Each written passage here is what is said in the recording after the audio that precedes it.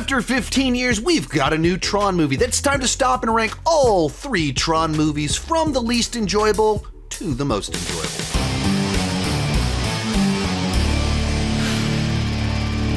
While I'm talking, be sure to join me down below in the comments section. Share your ranking of all 3 Tron movies. My ranking is not the right ranking, it's just my ranking, and I would love to see yours. One quick announcement, I have a live event October 16th at Concordia University in Austin, Texas. It is an event for the university, but is open to the public, so if you're a fan of my channel in the Austin area or can fly there, I would love to see you there. It'll be a live video recording called From Endgame to End Credits, looking at the rise and the fall of the comic book movie genre. It'll be me talking about all of this with a marketing professor from Concordia University who owns his own marketing company and discussing Marvel comic book movies from a marketing branding perspective and how they built momentum, how they lost momentum, and how they can get it back. It starts at 7 o'clock. It'll be about 90 minutes long. I'll have more details down below in the description and more details next week on the specifics. I'd love to meet you there, have you be a part of this event. I'm very excited for it.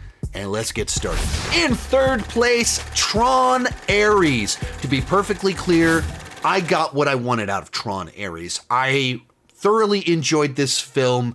I think much like the first 2 films, it is a visually gorgeous film that the world of Tron and what they originally created in the 80s is so distinct and interesting.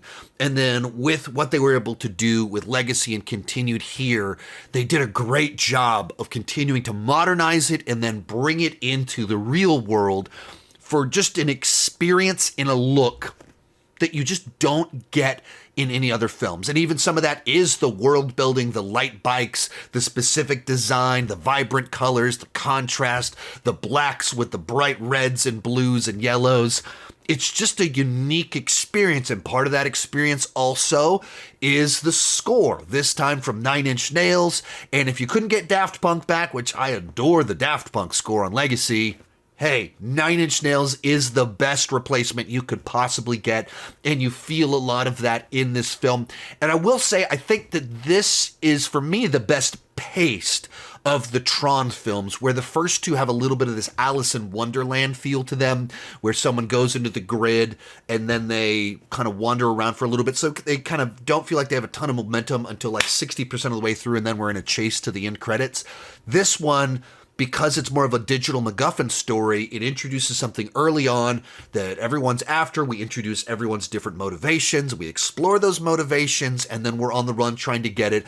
And we're going back between bringing the grid to the real world and people going into the grid. So there's a little bit kind of shifting in dynamic. So it moves better and quicker than the other 2 Tron films. Now, this movie requires such an enormous suspension of disbelief, where you go into this movie and like, just immediately you're like, wait a minute, they're using lasers to print gigantic technical things and humans? Like, what is going on here? Wait a minute, you can't just have a design that works in computer world and print it in the real world and the physics work.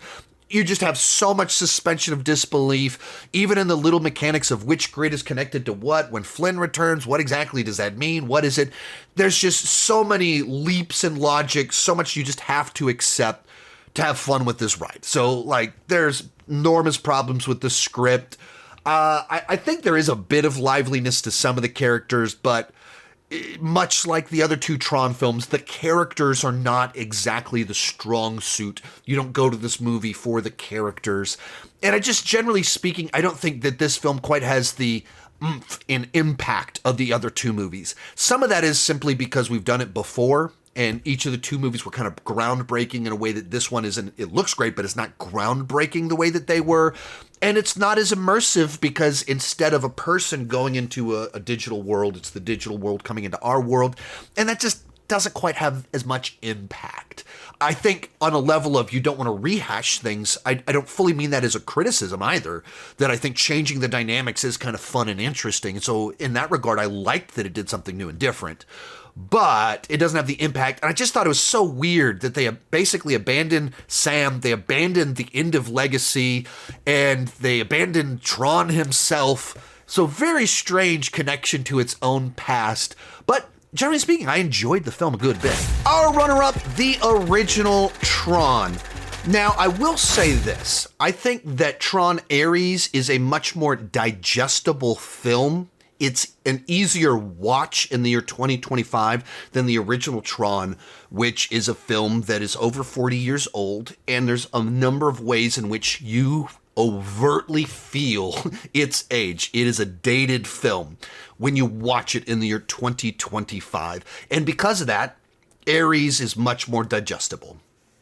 All of that said, though, Tron is one of these movies that leaves a mark. While it is not the strongest script or the best set of characters, it was just such an interesting, ahead of its time concept, and visually so different from any movie that has ever been made. There is no other film that has ever been made that has the visual style of the original Tron. Movies are a cinematic format. And one of the primary tools is trying to create images that last, that people remember. And that is something that Tron was able to do. That it's such a distinct, immersive experience that you see it one time and you remember the look of Tron. You see it one time and you remember the light bikes. And they literally made... It's a movie where they went, oh, that was cool. That's a game we need to create. And they created the Tron video game. All these things in Tron turned into multiple different video games afterwards. And even on your game Snakes on your phone, it's basically them just ripping off Tron without wanting to pay licensing fees to Tron or to Disney. And that's the power of this movie, that there was just groundbreaking. Someone had an idea for visuals in a world he wants to take you into. As I mentioned before, using that language, it's actually language my friend Vincent used when we were talking about Tron is actually his favorite movie of all time, so he's probably deeply offended this is not in first, even on a list of Tron movies. Sorry, Vincent. But with the movie, it is very much kind of an Alice in Wonderland story. This guy gets sucked into a computer, and you're kind of roaming around in this digital world in a way that no movie had ever done that before. And there's a fun in that, being able to play around just a little bit in a world. The reason that kind of holds it back is, like I said, it's dated even in what they were able to do because of the restrictions of the technology. What they were doing was so difficult, and they had to hand do everything that you're seeing. It was some of the first computer graphics seen in a film. And so, a lot of it's very stagnant shots that, the camera can't move. And so it's just a much less dynamic, energetic movie. It's very vibrant in what it's doing, but how it can capture it is more limited. And even in the nature of the story, it doesn't have as much forward oomph and momentum as I wish that it did have. But like I said, it's a movie that, think of how many films come out these days that are so slick, so professional, and have no lasting impact, no oomph to them. You watch them and you forget about them. You see the trailer for Tron and you're like, what is that? And it just sticks with you. As a kid that grew up in the 80s and didn't have a copy of Tron and saw the trailer on some other Disney movie, you're like, I need to watch that. And it's so distinct.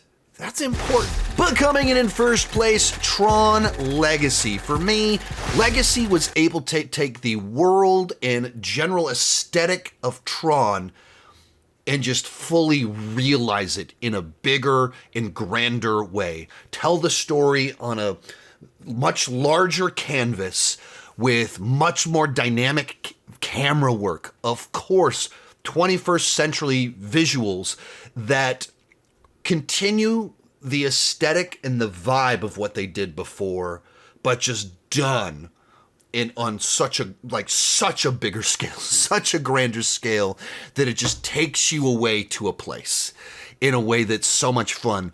And just like the original Tron, it's a movie with such a great aesthetic to it that just you remember these images. Just the production design is immaculate. But once again, on a much larger scale and with cameras that can move around in the environments in a way that you just could not do with the original film. It feels like if you take all of the updates and software that we've had with the computers that we use and you take that and apply that to the grid, that's what's going on here, that this world that has just evolved into something so much bigger and so much more. Along those same lines, I still wouldn't say that the character's the strong suit here, but because they're able to tell a father-son story, it has a much stronger emotional hook than the original film had, and certainly stronger than Ares. It's the one that just kind of like right in there, you're connected, you understand fathers, sons, you lost your father, you don't understand why, trying to continue his legacy, but you don't even know what that means. On an emotional level, I think there's a much better through line with this film. And then likewise, just them, when they start working together to try overcome, I think it works much better on so many different levels. Of course, the action is thrilling when you're able to bring these great visuals with the dynamic camera work. You've got the guy that went on to direct F1 and Top Gun Maverick as your director. Like, you've got someone that just inherently understands how to do thrilling vehicle sequences. And in this, you've got like the coolest digital vehicles imaginable in this space kind of playing around. The big thing against this movie, of course, is DH Jeff Bridges, which, of course, is indefensible.